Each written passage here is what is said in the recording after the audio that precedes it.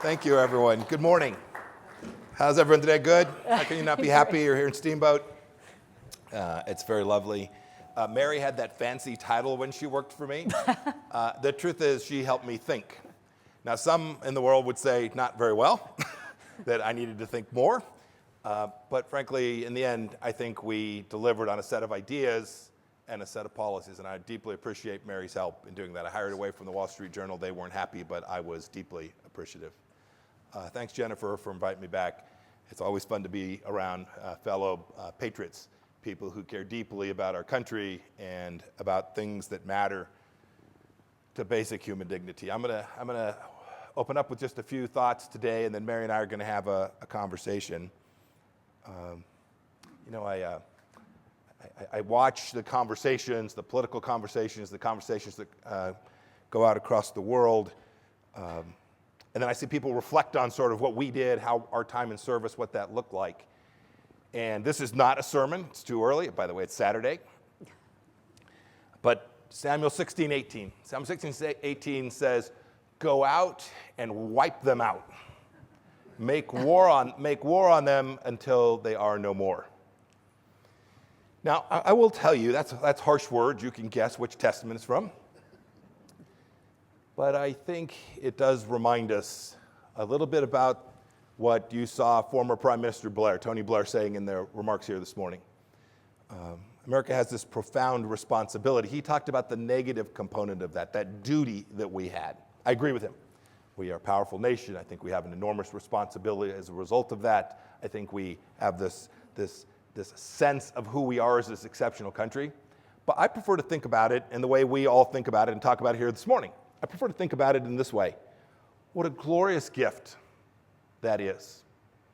And what an enormous benefit redounds to each of us, to our children, and I pray to our grandchildren, from the capacity to do precisely what Prime Minister Blair was speaking of. And so, I hear folks, I guess the quote from Samuel would make the Bible a neocon document. But the truth of the matter is, it was a deep understanding of evil walking the earth and the responsibility for those of us who are good and decent to do our best to stomp it out or risk all of us. And so while this is called a global policy summit, I think about it just like we did in the Trump administration. What's in it for us? Right? President Trump called it America first. That annoyed the Europeans no end. Made me kind of chuckle. But the truth is, that's how leaders that you elect ought to act. How is it that we deliver good outcomes for America? And there is no better outcome for America than maintaining a system that allowed us to grow and take care of our families and build our businesses and trade around the world and feel safe with our southern borders secured. Those things that leaders in America have a responsibility to do extend far beyond our border. People say, Mike, people don't care about foreign policy. And I remind them, what happens in Tel Aviv or Jerusalem or Kyiv doesn't stay there, right? It comes home. They're deeply connected. What the Chinese Communist Party is doing matters.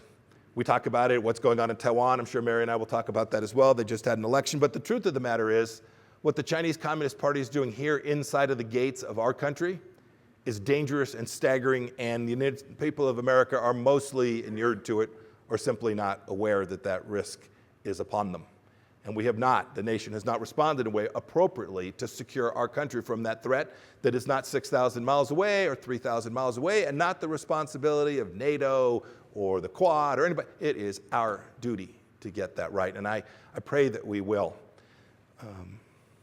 Which reminds me, it's great, we started with God. We had the folks come out and we pledged to our nation.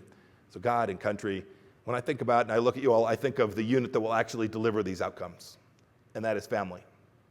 There is no more important unit of organization, of civilization than our families, and they are being destroyed today. They're being destroyed by people who don't value those family units, and indeed some who are actively hostile to it.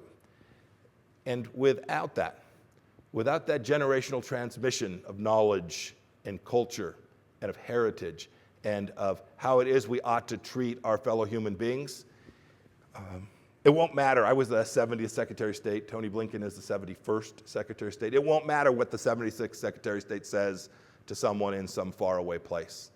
My power, my capacity to influence other leaders in the world came directly from our civilizational excellence and our willingness to defend the things, our Judeo-Christian heritage, in ways that were deep and profound and unequaled throughout civilizational history.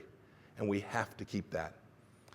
I was speaking to a group maybe, 10 months ago now, and somebody said, what's the most dangerous thing in the world? I get asked that all the time, and I decided to have some fun. And I said, well, the most dangerous person in the world is Randy Weingarten. And some laughed, some ran out. And the person who was doing the questions shook their head like, yeah, that's true. Look, she's the head of the teachers union. It's a little bit unfair to her. She's not responsible for all of it. But her understanding, she is a proxy for those who want to tear down the things that really matter in our country. And it's not about the unions themselves. My sister, her husband have both been teachers for 40 years. They're about ready to retire. It's not about that. It is about a misunderstanding of what it is our institutions are supposed to provide. And if you said, Mike, what's the real risk? What were you really getting at with that comment about Randy Weingarten?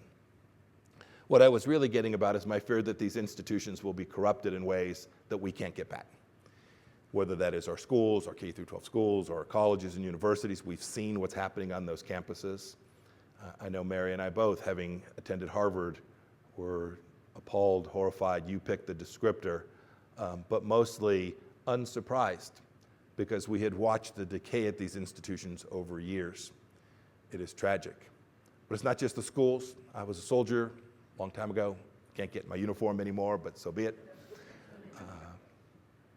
I'm worried about our military institutions as well, their leadership, not understanding the mission of the military is do precisely what was spoken in Samuel 16:18.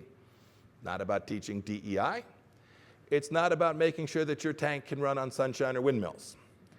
It is about ensuring that you can deliver on behalf of a president of the United States when there is risk to our country and to our people.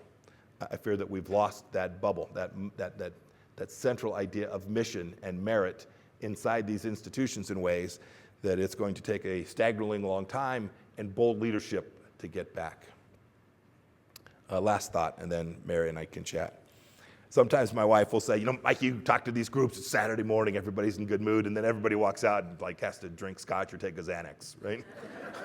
or both, and which, by the way, terrible idea. Both is a bad idea. One or the other, your call. The reality is, if you today asked me what's the best time to live in America ever, it's today. If you ask me where I would want to live, if I could choose any place, I would pick here. And maybe that's just because I'm jingoistic or patriotic or because I serve, but I don't think so.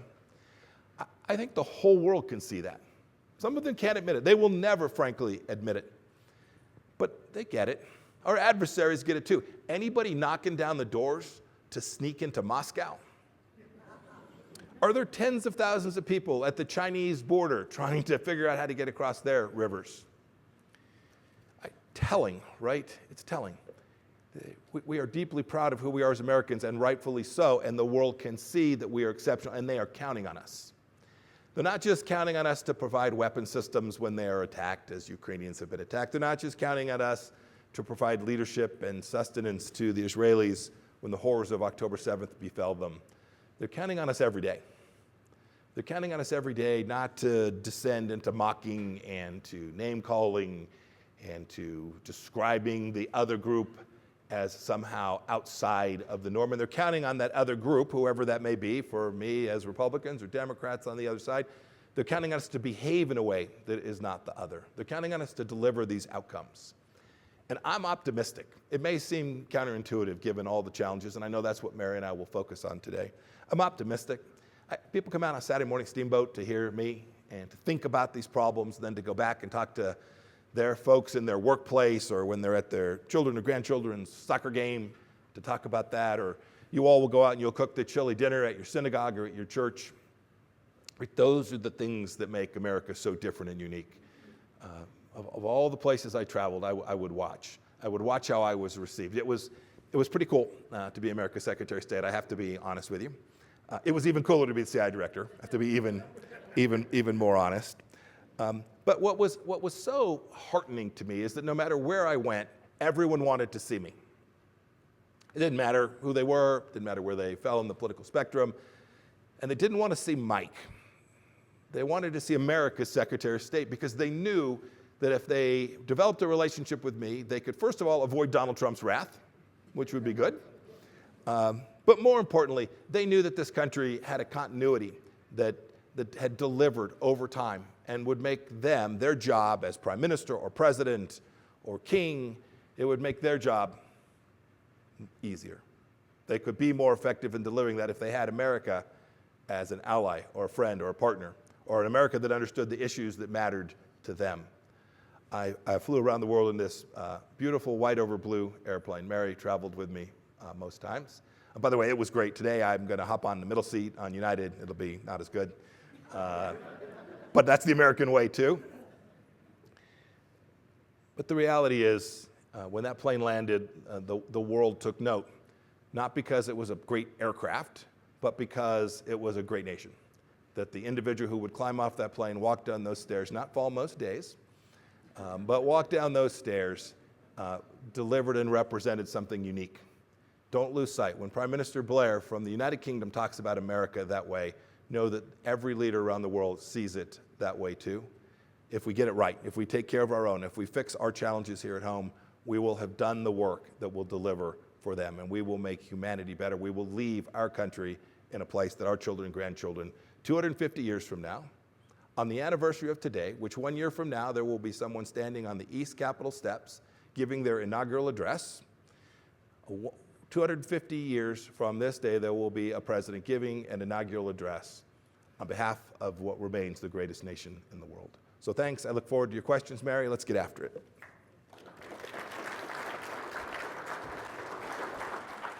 Great. Thank you, sir. Just while they're taking the podium off the stage, I'll say I did travel around the world with the secretary, but he had a bed. That is true. It was the special treat. Yes, That's exactly. right. Well, I just feel like we could pick your brain for hours. We'll try to get as many topics covered today as possible. And I'd like everyone to please start thinking about questions, because we'll spend a good portion of this taking your questions. I've got this gizmo up here on stage so that your questions will come directly to me. So, sir, the title of the talk is The State of the World. And I think many people in the audience are wondering, why do we have this global disorder? Was this an inevitability? Is this a matter of choice? How did we get here today? Why don't we just first start by laying the foundation? So it wasn't inevitable. I'm more careful than my former boss about foisting history onto future. So people say, Mike, would we have lost 13 soldiers in Afghanistan if you were still there? Would there be a war in Europe if you were still there? Would October 7th have happened? I have a hunch, but I can't prove those things. But here's what I can prove. They didn't happen when we were there. That is factual. And none of the elements that led to them happening changed. Vladimir Putin's been Vladimir Putin for his entire life. Hamas and Iran have wanted to destroy Israel and the United States for decades, since 1979 at least. What happened in Afghanistan was inevitable if you'd made the political decision to announce the date and time of your departure. And so those were choices that were made by American leadership and by leadership in other places in the world. And while I don't for a moment say that President Biden caused the atrocities of October 7th, the decay of deterrence, the decline in the capacity for the world to perceive America as capable of providing assistance to its partners, that perception, it's like it creates enormous risk here. I always think about, like, what does that mean here? The fact that you have 10 to 12,000 people crossing our southern border each and every day, then we do not know who they are. That risk is not someplace else. It's in Steamboat Springs. I don't know who's coming in. You don't know who's coming in. We know they've identified 100 plus people on the U.S. terror watch list in the last 12 months. The Israelis were asleep at the switch. We're asleep at the switch here. And so I think about this idea of, if you're Xi Jinping and you're thinking about infiltrating the United States of America, or you're the Ayatollah in Iran thinking about infiltrating the United States of America, it is now open season. It's like the old Southwest Airlines line. I think these bad guys feel free to move around the cabin. Right? And that's the thing that changed. If you said, what's different from when the Trump administration was in office? And frankly, it's not political. I actually think President Clinton did a reasonably good job. It's not, by the way, it's not about sending the 82nd Airborne anywhere. We didn't do that. It's not how we established deterrence. It wasn't by putting American men and women in harm's way. It was about demonstrating leadership. And that's what's been lost in the world. And it creates, each time there is a chink in the American armor or the perception of such, the risk level goes up. I want to do a quick tour of the major threats that we face. And I want to start with Afghanistan and the Taliban. Was President Biden wrong to want to get out of Afghanistan? What actually was the threat that we faced from that country? I can't tell you how many times. But anybody know what President Trump thought about getting out of Afghanistan? Right, I think there were 57 tweets. We're getting out. We're going. And I lived it from the day I was the CIA director. I had huge operations there. And he wanted out, and he was right, actually. In the end, what he understood and what I worked on alongside our Department of Defense was, how do you deliver an outcome that protects America? It's not about how many troops you have on the ground in Afghanistan. That's the shorthand you would see on CNN or even Fox.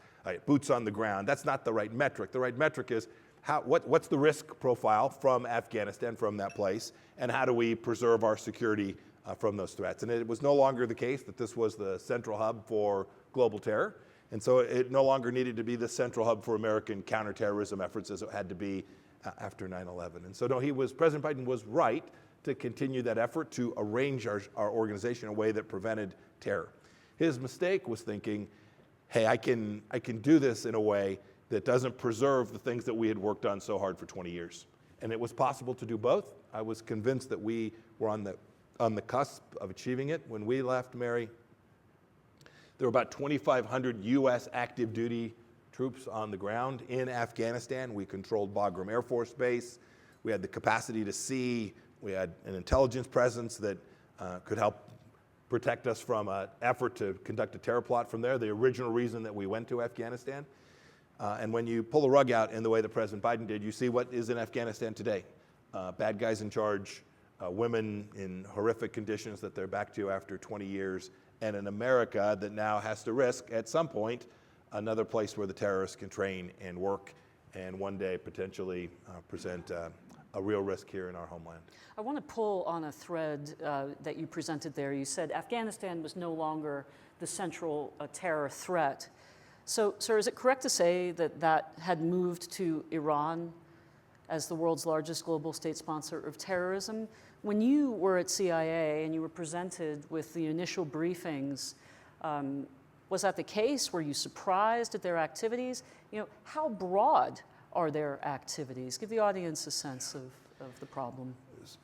Two thoughts, Mary. First, you should know that since 9/11, which, by the way, your grandchildren have no idea what 9/11 is. Go look at the curriculum in most of our schools. We don't even talk about the fact that 3,000 people were killed on American soil in this place. It's truly remarkable now, just 2 decades on, how fast these memories, this transmission of history and fact, fade. Second thought, we've done pretty good work. We collectively, not just the United States, our Five Eye allies, Australians, the Brits, even God bless them, the French. Pretty good work at building out a global counterterrorism set of tripwires. Doesn't mean there won't be something bad happen this afternoon. It's possible, but I can't tell you how many plots I watched taken down by the global effort to understand the terror regime around the world and build out a counter strategy for fighting that terror. When I was in Congress on the Intelligence Committee, I began to see that this was moving. Al-Qaeda moved its headquarters to Tehran, to Iran. The senior leaders of Al-Qaeda don't sit in the mountains of Tora Bora, but rather in the suburbs of Tehran. Indeed, when I was Secretary of State, an operation that I had begun, my successor, Gina Haspel, completed. We went after, just as Samuel 16:18 would indicate, we went after and took out the number 2 guy in Al-Qaeda in downtown Tehran. I take no glory in the fact that we killed a human being, but I take enormous glory in that you're safer as a result of it. And you should take incredible pride in the young men and women Some of you may know them and not know they did this. The young men and women who conducted that mission are really good, really, really good. And no nation could have done what we did there that day. So it moved, terror had moved. The world needed to respond accordingly and to take down the existing threat, not the one that existed 20 years ago. And so I was full-throated in support, going from, I think we were at 18,000 or 19,000 of our folks on the ground in Afghanistan, expensive, $30 billion a year, to something that was a fraction of that cost and a lot less risky for our military as well. Wow. Still providing the counterterrorism efforts that I thought were appropriate for today's systems, today's risk. I also want to welcome everyone who's streaming. Thank you for watching, and I hope everybody in the audience is thinking about their questions. So, sir, to Iran, we now see Iran absolutely unabashed in their violence, not just toward the Israelis. We've seen their attacks in the Red Sea. We see them launching missiles against Pakistan, of all places, and Pakistan launching back. Could you give our viewers and our audience a sense of their ambition and their geographic reach? Because I feel like we talk just really about Israel and about the Red Sea, but not much else. It's hard, Mary, to talk about Iran in isolation. We didn't do that right. The way we thought in our time, we thought about the Middle East more broadly. You know, we've sent our boys and girls to fight wars there way too often. And so my mission set as Secretary of State was, how do I help President Trump think about how to reduce risk to us from that region, but do so without massive costs and massive deployments and a lot of risk. And so there were three pieces to this.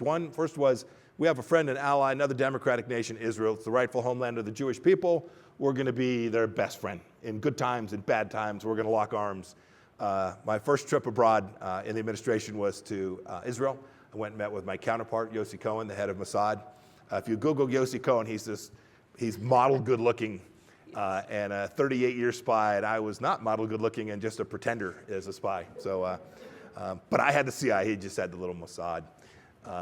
They're pretty good, though. They're pretty good. The truth is, what we had done was, but he and I, we built out a set of understandings and how we were going to jointly work the problem set to protect our two nations and, frankly, the region. So Israel, we moved the embassy to Jerusalem, all of the signals to the world and to the people of Israel that we're going to be with you. President Trump was fantastic on this set of issues. Second, Iran bad. It's not very erudite, it's not very sophisticated, but it was a damn good foreign policy. We tried to strangle off their capacity to have the wealth, not only to build Hezbollah and Hamas and the Houthis, but a nuclear weapons program as well. And so we put what we called the maximum pressure campaign. We took ships from the sea. We tried to destroy their financial infrastructure. And we tried to stand in opposition to every place they wanted to move. Their ambition was to control 5 capitals, Sana'a, Baghdad, Damascus, certainly Tehran. And we knew that was bad for the region. Then finally, it was to build out relationship with the Gulf Arab states, because they too were under threat from that same terror in Iran. So those 3 pillars were the model. They led to the Abraham Accords ultimately, where Gulf Arab states made peace with Israel. And they did so because the United States of America was prepared to stand with Israel and in support of them against the real risk in the region. And President Biden came in, and truly, of all the things he's changed on the national security front, probably along with the border, the most abrupt change, right? So on the border, he ripped up Remain in Mexico. In the Middle East, he ripped up the pressure campaign on Iran, and you can see the results of that today. Iran is wealthier than they have been in the last 15 years. They are feeling free to conduct terror activity in multiple countries. They are now cozying up with the Russians and the Chinese, providing weapon systems to kill Ukrainian kids, even as we sit here today. Venezuela? They're working in Venezuela. They just released, people ask, like, does it annoy you to watch them undo your policies? It doesn't annoy me. It does dismay me, because they're not the solution's not working. The other day, they released a guy that we had worked very hard to catch, last name Saab. He was the money man that ran gold and money and weapons from Venezuela to Iran, and we conducted an amazing operation, Attorney General Barr, a whole bunch of us, to find this guy and capture him and bring him to the United States for justice, and the Biden administration gave him back to Maduro in Venezuela. I promise you, I promise you, he has already been to, heroes welcome. You can go watch the video, thousands of people in the streets watching him come out. I promise you, he is already, if not traveling, on the phone with Iran, figuring out how to regenerate wealth that's in our neighborhood in South America, in Venezuela, an enormous amount of risk. And so, by the way, the good news is you can flip it back on. It'll take a couple years, just as it did for us. But in a couple years, you can begin to restore that balance in the Middle East and push back on this largest state sponsor of terror, the Islamic Republic. They gave back Putin's arms broker, too, so. Yeah. The last thing to say is, I always try to be self-critical where we didn't get it right. We were about to lose deterrence on Iran as well.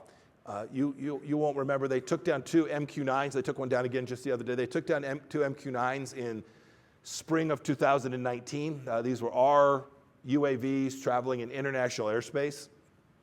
President Trump didn't respond in any material way.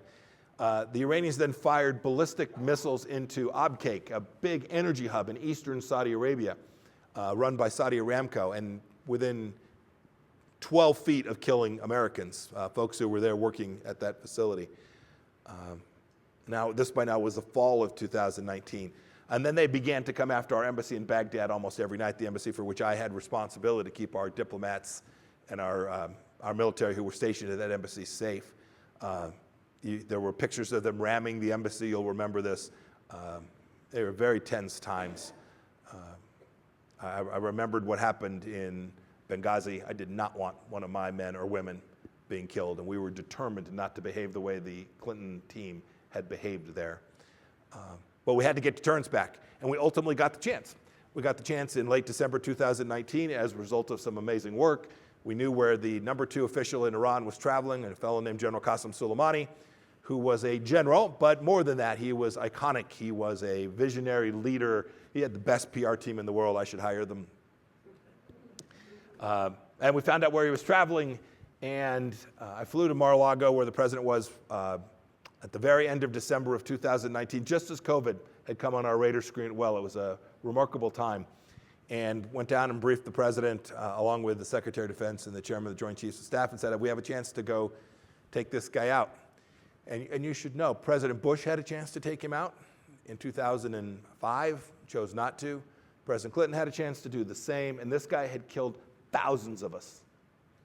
He'd killed thousands of Americans and was about to kill another 500. He was traveling to Baghdad to do just that, and we restored deterrence. We conducted an operation. We took out General Soleimani in a brilliant effort, aided by some of our friends and allies for sure. And the whole world took note, because the whole U.S. establishment, the State Department, most of the CIA, certainly the Department of Defense, didn't want to conduct the operation. Why? Well, World War III, which is always the answer, right? Well, if you do that, it'll escalate. If you do that, we'll end up in a quagmire. We'll end up having to go send a division. I was convinced of 2 things. One, we had laid the groundwork for this operation in a way that I was convinced the Iranians wouldn't have the, I almost used an adult word. Don't worry, it'll happen if we go on long enough. They would not have the temerity, there's my Harvard word. They would not have the temerity to come back at us in a serious way. I was convinced of it. And then I had President Trump as my commander-in-chief. And I was convinced they would know that too, and that we would respond in a way that was serious and significant. And so I was convinced we could actually do this and restore the very deterrence that we were losing. And this is I tell this not because of Iran or terrorism, because this is the model that you have to have. It was the model Reagan had. And we took the strike that night.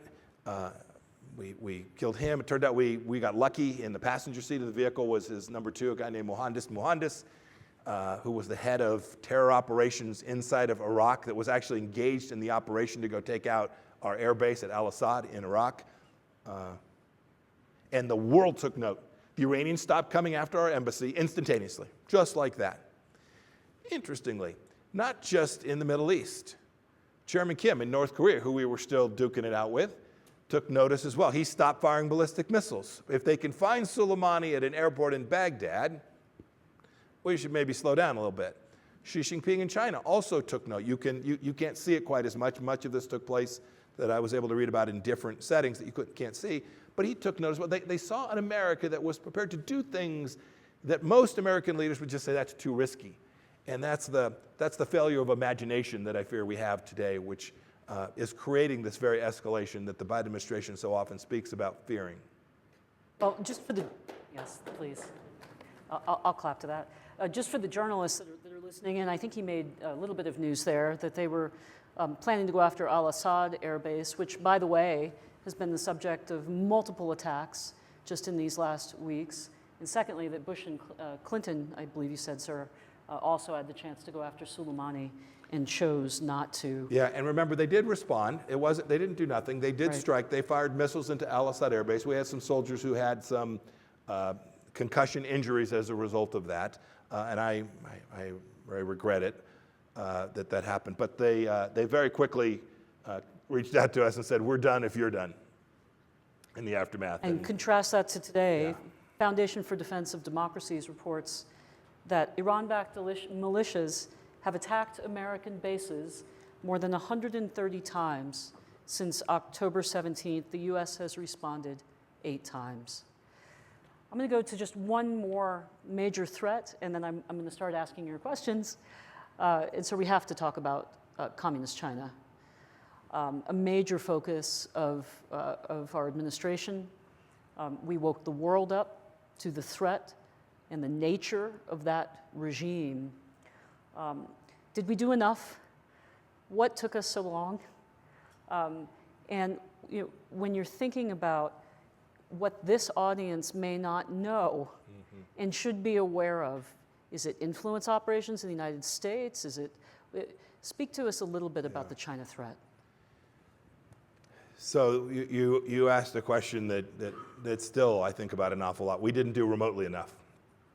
So it is possible to both do better than anybody had done in a long time and still not get the job done. And I think the Trump administration did each of those. I think we did more than anybody had done in a long time, and yet we were still at the first step of every good 12-step program, which is I have a problem. But America had not yet gotten to the first step when we showed up. The I have a problem theory was off to the side. We have a real problem, and we'd had a problem for at least 40 years in that the Chinese Communist Party had been engaged in war against us for that entire time. I use that word very intentionally. It was an economic war. It was an effort to destroy our economy and build theirs on the back of the American worker, and at the same time to build their capacity to engage in other forms of conflict with the United States. Their Navy, their space capabilities, their cyber activity, their research institutions, all of the things that can project power on the world. They use that economic war to build out that capability and that capacity. And we showed up. I think the previous administration's strategy, when they wrote it down in their famous piece, said it was kind of like the old Rodney King line, can't we all just get along? The truth is we can't all just get along. The Biden administration talks about this too. They have meetings. Gosh, it feels good. It was a really great meeting. We didn't choke each other out. Xi Jinping is deeply intentional about his objective. It's different than the Ayatollahs. The Ayatollah wants to have regional influence in Iran. Xi Jinping wants to fundamentally upset the way that the globe works. He wants to undermine the very foundations of who we are as Americans and American dominance in the capacity to influence activity around the world. And I will say it's dangerous because I don't think there's, now it's 7+ billion people in the world. If you could polygraph 7 billion people, I don't think you would find more than a couple of 100 million that would prefer to live in a world that looked like Xi Jinping's world, and that they would choose that over a world that looked more like an American world. And Xi Jinping doesn't care about that. He is determined and intentional, and he has in fact built out those capabilities. So we did our bit. We identified it. We began to work on some of the problem sets, getting supply chain, the semiconductor supply chain. We had the Chinese Communist Party foist a virus on the world that killed millions of people. I'm still stunned that the world has forgiven Xi Jinping for this and treats him as if he is a decent person that can walk the world stage. He didn't create, I don't for a moment suggest that he created this with the intention of doing what happened, but he knew that he had a lethal virus, at least by Thanksgiving of 2019. He knew that it was relatively lethal, relatively transmissible, And instead of doing what the world would expect, of telling the world, I have a problem, let's go try and fix this together, he put tens of thousands of people on airplanes to northern Italy and infected the world, killing millions. Just think about that for a moment, about what barbarity rests in the heart of a Xi Jinping. And don't think for a moment he wouldn't do the same thing again, or that he doesn't have grand plans to achieve outcomes that are in his best interest that don't reflect the basic decency by which we assume other people exist, and we're just wrong about that. He's not like us in that way. That's really hard for Americans to get. It's hard for us to grasp the depth of the depravity and evil. We didn't do enough. We identified the problem. We went after Huawei. We went after some of the supply chain stuff. If we had done better and more, I think we could have given Hong Kong a longer leash. Really? I'm not suggesting for a moment we could have stopped what took place there, but had we been more proactive, we might have had another decade of a place that had more freedom and was a better place for the people of Hong Kong to live. This administration has probably decayed our capability, although they talk about it the same way we do, and I think there is a broad bipartisan consensus that there is this problem, and now we have to go figure out how to think about it and work our way through it. Let me give you 3 places we could start, and none of them have anything to do with Taiwan. We should provide the weapon systems Taiwan needs. We should train the Taiwanese. We should forget the notion that somehow there's this set of understandings that we've lived by all this time, right? These 3 communiques, it's all craziness. We were really good, as an aside, we were really good at one thing. We lived in the real world in the Trump administration. We didn't pretend things that weren't. So the Russians aren't complying with the treaty. We're like, why are we complying with this treaty? We're out. Today, the Chinese have violated every agreement with respect to Taiwan, and we're pretending as if it's still 1972 or 1982 or 1992. We should acknowledge Taiwan's a free, independent nation. I know it is. I get to travel there, and I can't travel to China. I can prove it. And we should just acknowledge, we should accept that reality and help them. But the thing I worry about from China isn't that. We'll figure our way through that. Our friends and allies, the Koreans, the Japanese, we'll build that. I'm confident of that. The Filipinos, I mentioned the Australians, the Vietnamese will be there. The Singaporeans, even when it's pinch time, they fly F-16s. Complicated for them, but they'll be with us. I worry about the stuff that's going on here. There is not a one of you who has an alma mater that could survive without Chinese money.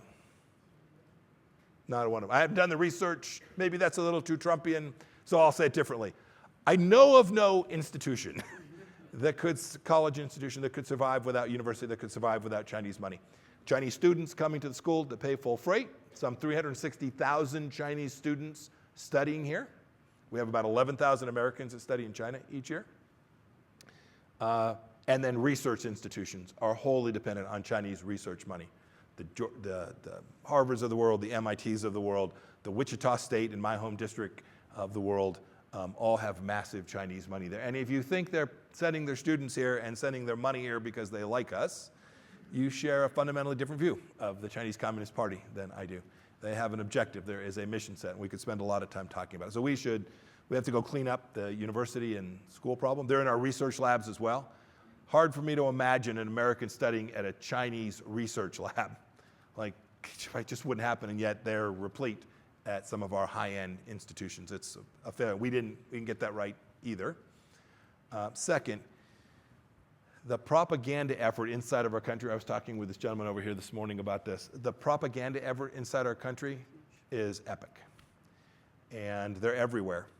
So if you're a diplomat, Chinese diplomat at the Chinese consulate in Los Angeles, and you want to go meet the county commissioner of LA, you just get in your car and you go in and you meet him or you meet with her. If an American diplomat in Guangzhou wants to go see the equivalent government official or business person in China, they can't go. They can't even leave the compound. They go with them. If they get to go, they go with a minder. There's someone sitting there. The questions they can ask them are limited. It's not pari passu. It's not equivalent. There's no parity between those two. And the Chinese use this to their advantage. I don't want parity. I don't want to be like them. But I do not want them to take advantage of our system to undermine who we are. And they're out there winning friends and influencing people. You saw this in San Francisco, right? When Gavin Newsom hosts the APEC conference and we clean the city up, we get the homeless people out, and we treat the Chinese leadership like royalty. And you should know they had blanketed all of Silicon Valley, working with companies in the region, telling them, putting a friendly face on the Chinese business model. And then you think about the information space as well.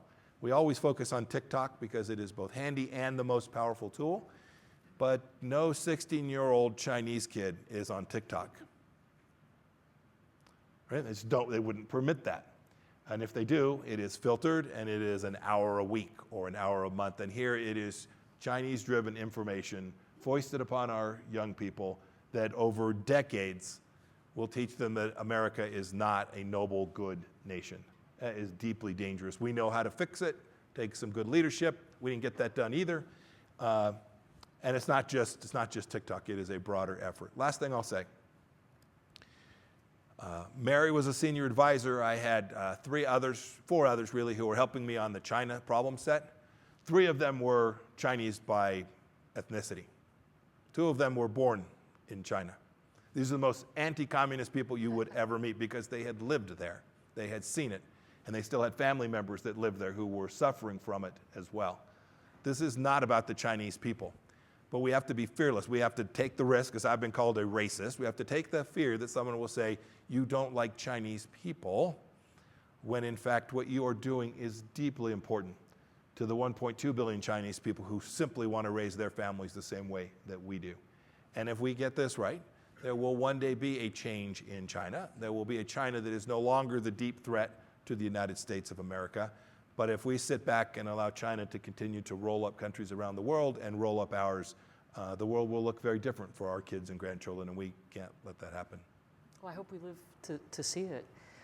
We're going to do a lightning round because Okay. we have so many questions Let's do from it. the audience, and I'd be remiss if I didn't get them in. So let's start in that same part of the world. What is India's role in countering China? China will have fewer than 750 million people in 30 years. Their population will decline by 50%. It's really remarkable. It'll be interesting to see how that plays out. It's never good when your population declines. India, just the reverse. India is the 1st or 2nd largest country in the world. Nigeria and India about the same size today. And India has the capacity to be, if you will, the swing player in this history. Easy to work with? Very, very difficult. They would say the same about us. But very, very difficult to work with. Their trade policies are deeply protectionist. They use Russian equipment, historic relationship with Russia. They were part of the non-aligned movement, and that is deeply embedded in them culturally. But in the end, if you get to them in the quiet place, in the dark corner, when no one else is listening, they know the real risk to them. They fought a war with China when we were in office. You'll remember this. It was small. It was conducted in the Himalayas with steel batons wrapped in barbed wire at minus 30 degrees. Just horrific.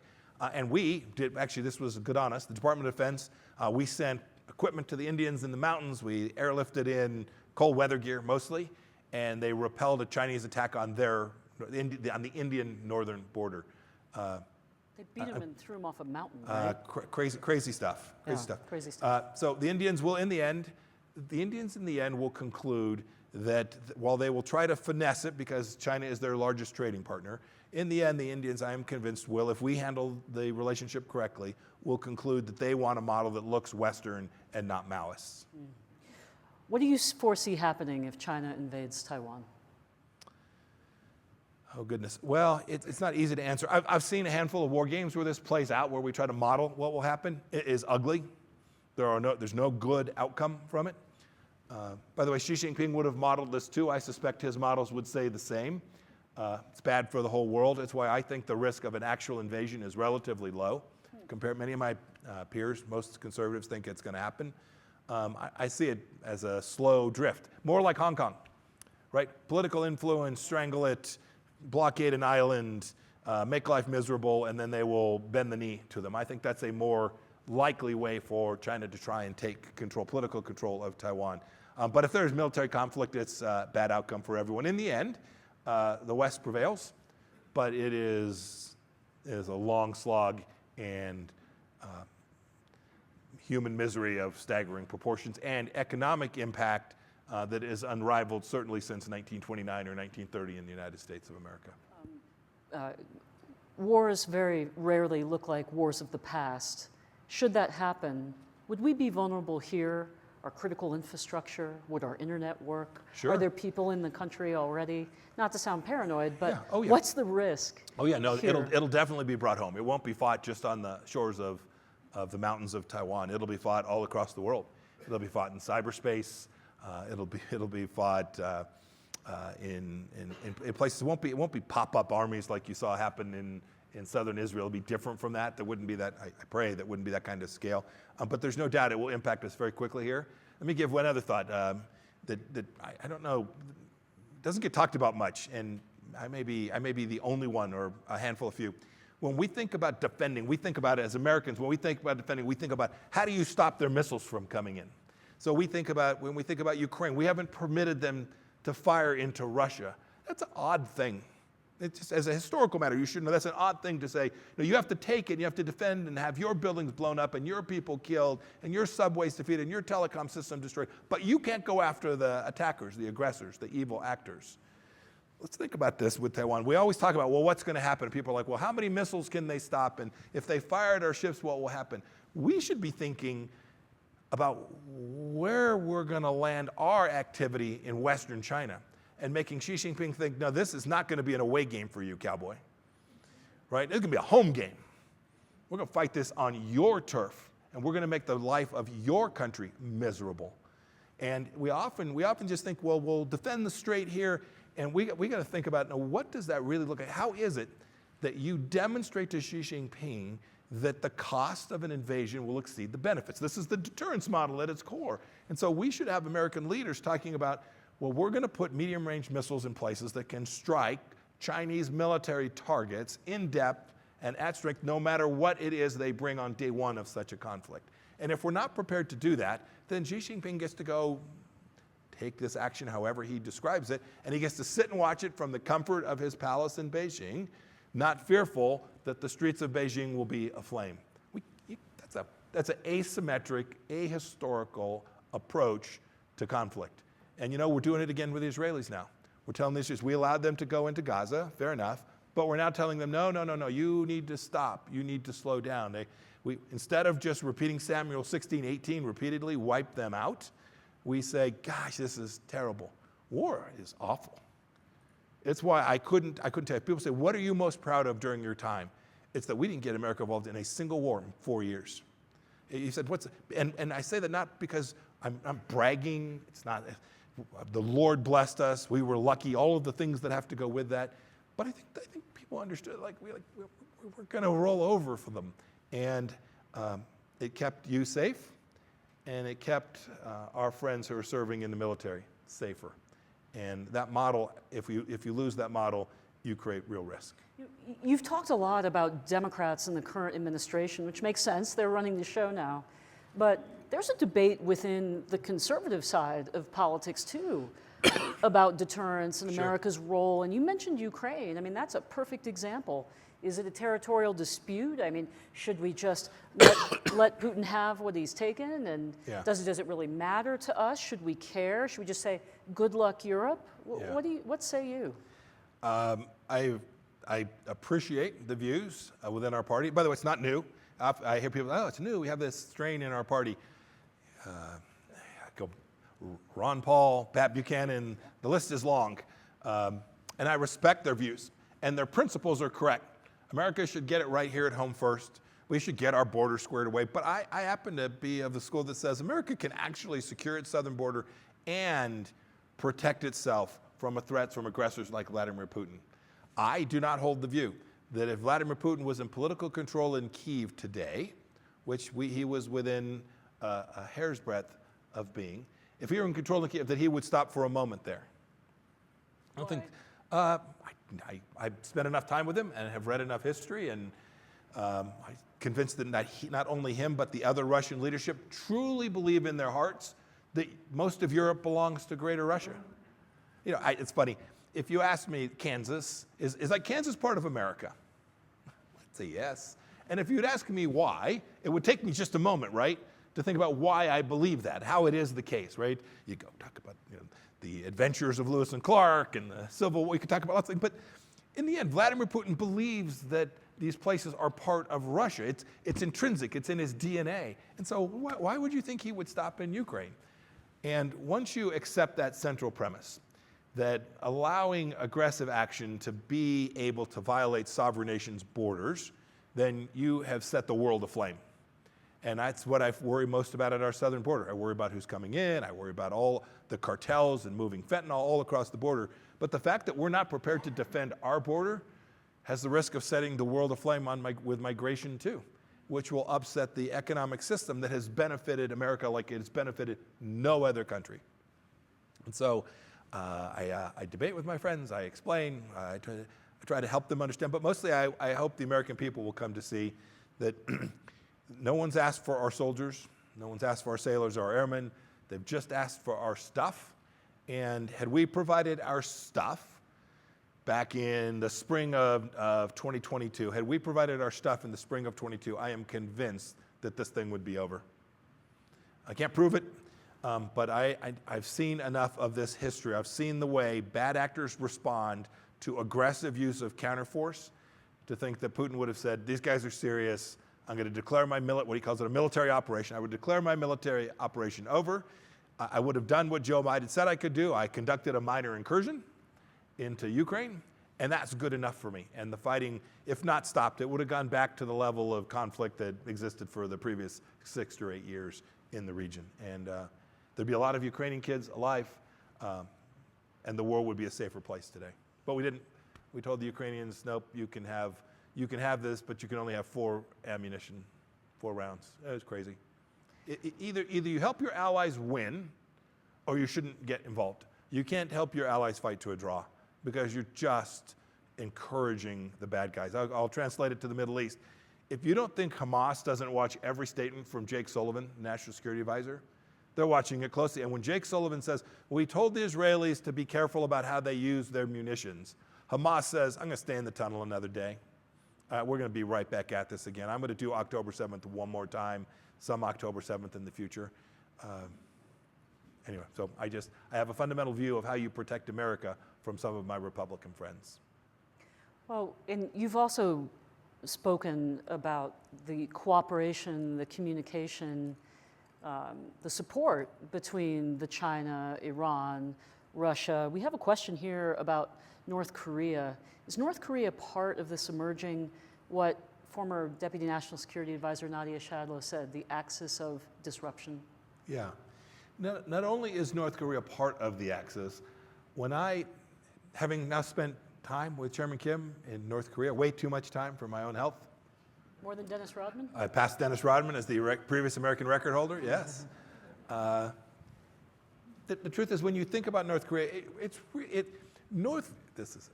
I want to be careful because this will end up in the press, so I want to say it carefully. Just as Hamas is a proxy force for the Iranians, Chairman Kim is a proxy actor on behalf of the Chinese Communist Party.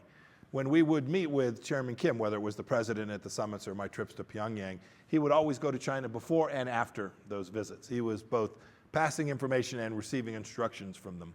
And so one ought to think not about North Korea. It's independent, it's not perfect agency. Xi Jinping doesn't completely control North Korea, but North Korea certainly doesn't do anything that Xi Jinping doesn't want them to do on any level of seriousness. And so, yeah, deeply part of it. You can watch the coordination between them, and you could see. And Chairman Kim said, now a week ago maybe, he said, we are no longer interested in peaceful reunification with South Korea, something that had been essentially stated policy since the Korean conflict. I think that's pretty telling in light of what's going on in the other conflict zones around the world. I think it's another straw in the pile of conflict around the world.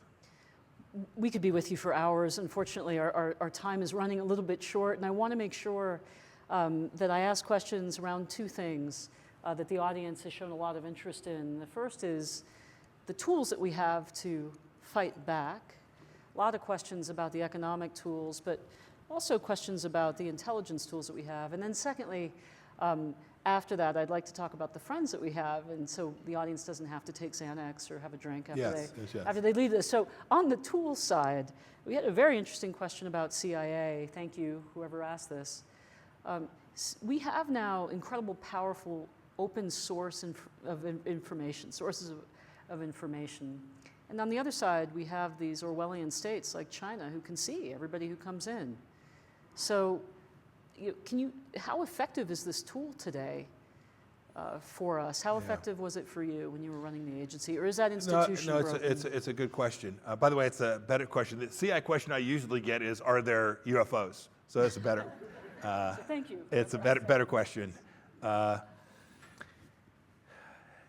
So we're a nation of laws. Run properly, the Central Intelligence Agency behaves according to its authority. I was never more mindful of that than when I had that role. The CIA has a special place in the American security apparatus in that it performs its functions in places that you can't see. So at the State Department, if I write a message or a note, you can FOIA it, you can get it. If I wrote that same note to the CIA, you will never get access to that. And its operations are run in ways that are different. That puts an even deeper responsibility for those of us who are the political leadership, those who are appointed and confirmed, to run that institution in a way that respects not only American law, but American tradition and with good judgment. That means two things. One is you've got to go out and do the hard work of espionage in a way that reflects on the American need to understand the risks that are posed to it from around the world. And so you've got to go out, and I write about this a lot in my book. The CIA had become, under Director Brennan, had become an analytic arm. It had become a think tank. And that's a little unfair, but it was much closer to a think tank than a warrior espionage unit. And I wanted to take it back in that direction. And for the 18 months I was there, I tried, and my successor did the same. Because we owe it to you to go out and do the things that are needed to do so that we don't have a bad surprise one day, or at least we reduce the risk of that. But second, we have to make sure that we protect the basic freedoms that we have here as Americans. A little easier as a CIA director than it is as the FBI director. The CIA does stuff around the world. We don't collect in the United States.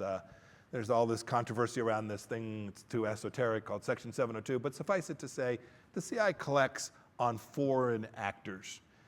That's its role. The FBI does domestic law enforcement. It's a much more complicated domestic problem set, but even within the realm of the CIA, we have to do it properly. The Chinese Communist Party doesn't behave by those rules, and so they do have certain advantages, but if you asked me hand to hand who has the best capacity to really understand at any depth about what's taking place, it is the United States far and away, and we could be better. There are things that I fear the Biden administration has probably stopped doing that we were doing in the Trump administration. But there's no intelligence organization that even remotely rivals the scale of ours.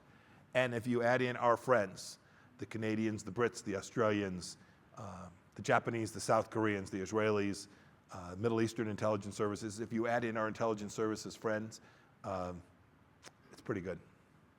Who are our real friends in the world? My expectation is that the Prime Minister of Bangladesh will have a Bangladesh-first foreign policy. I'm counting on her to do that, just as we have an America-first foreign policy. I believe deeply that we act in our own national interest, and I expect every country will.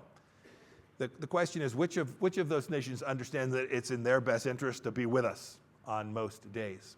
And that's a big swath of folks. We call them different things. We denominate them differently. There's technical definitions that I suppose matter. But I always think about it like a Kansan. I always think about it this way. Like, when it all goes to hell, who's going to be with us? Right? When the flag drops and it's the darkest moment, when there is this moment in global history, who's going to be firing their weapons at us? And who's going to be standing alongside and firing their weapons at the bad guys? And I don't even just mean kinetic. I mean cyber weapons, information weapons, diplomatic efforts at the UN, and other. Who's going to be with us in the sandbox defending the basic things that matter to each and every one of us? And that's a big group. That's a big group of folks. It's certainly the European nations, all of them, even the Hungarians who, some would doubt, but they'll be with us. It's nearly every nation in Asia as well, including the Indians. We've outlined those that won't be. You talked about it, right? It is really a group of maybe a half a dozen and maybe another 4 or 5 that they might influence on any given day.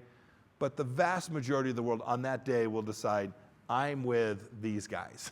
Because it is these guys who are the strong horse. That's a term that, it's kind of a term that it rose out of Arabic history, right? That you're with the strong horse.